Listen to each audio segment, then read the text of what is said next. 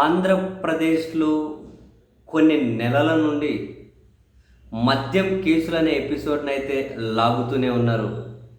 Ultimate Jaganmohan Reddy గారి దగ్గరికి వెళ్లి వాటిని ఆపాలి అన్నది వాళ్ళ గోల్ అని స్పష్టంగా కనిపిస్తూ ఉంది. కానీ ఎలా ఆపాలో తెలియడం లేదు. కానీ ఎన్ని రోజుల నుంచి లాగుతూ ఉన్నారు. చాలామందిని అరెస్ట్ చేశారు.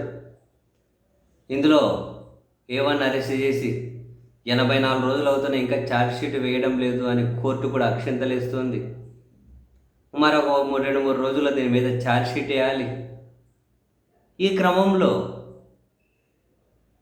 ఈరోజు విచారణకు రావాలి అని చెప్పి మాజీ ఐఏఎస్ రజిత్ భార్గవ్ అని పిలిచినటువంటి సిట్టు ఇందులోకి ఇప్పుడు విజయసాయి రెడ్డి గారిని అంటే ఒక విట్నెస్గా ఏమో అంటే 160 సిఆర్పిసి కింద విజయసాయి రెడ్డి గారికి నోటీసులు ఇచ్చారు. 12వ తేదీ సిట్ కార్యాలయానికి విచారణకు రండి అని. మద్యం కేసులు related first time Vijayasai Reddy గారు డైరెక్ట్గా హాజరవుతూ ఉండడం. ఇంతకుముందు కాకినాడ పోర్టు వ్యవహారాలు అని చెప్పి ఆ విషయంలో హాజరయ్యారు. అప్పటికంతా సెటిల్ అయిపోయింది. అప్పటికి ఎందుకు పోలీసులు పిలిచారో కూడా తెలియదు. బట్ బయటకు వచ్చేప్పుడు విజయసాయి రెడ్డి గారు మద్యం కేసు గురించి మాట్లాడారు.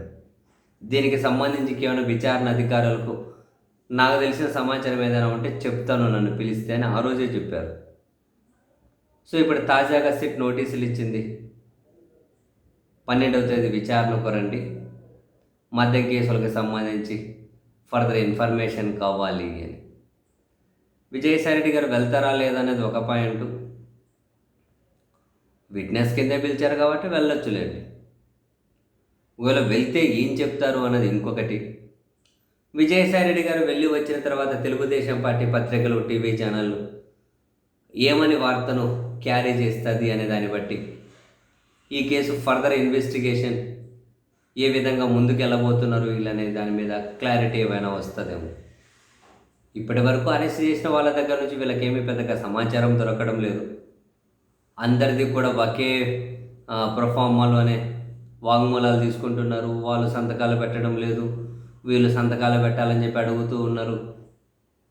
అండ్ వాళ్ళ పత్రికలు, టీవీ ఛానల్ ద్వారా కావాల్సినంత దుష్ప్రచారం చేయడానికైతే దీన్ని ఉపయోగించుకుంటున్నారు. అంతకుమించి ఇందులో వీళ్ళు సాధించిన పురోగతి అయితే కోర్టులో కూడా కనిపించడం లేదు. బయట పత్రికలు, టీవీ ఛానల్ ఎంత రాసుకున్నా అది కాదు కదా, న్యాయస్థానాల్లో కనిపించాలి కదా, ఏమైనా ఆధారాలన్నా సమర్పించాలి కదా. అటువంటివి కానీ ఏమి ఇవ్వడం లేదని చెప్పి కోర్టు ఆక్షేపిస్తూ ఉంది. సరే, ఇప్పుడు విజయసాయి రెడ్డి గారి తర్వాత మరి వీళ్ళకి ఇంకేం లీడ్స్ దొరుకుతాయో, తదుపరి నెక్స్ట్ విజయసాయి రెడ్డి గారి తర్వాత ఇంకెవరిని విచారణకు పిలుస్తారో చూద్దాం.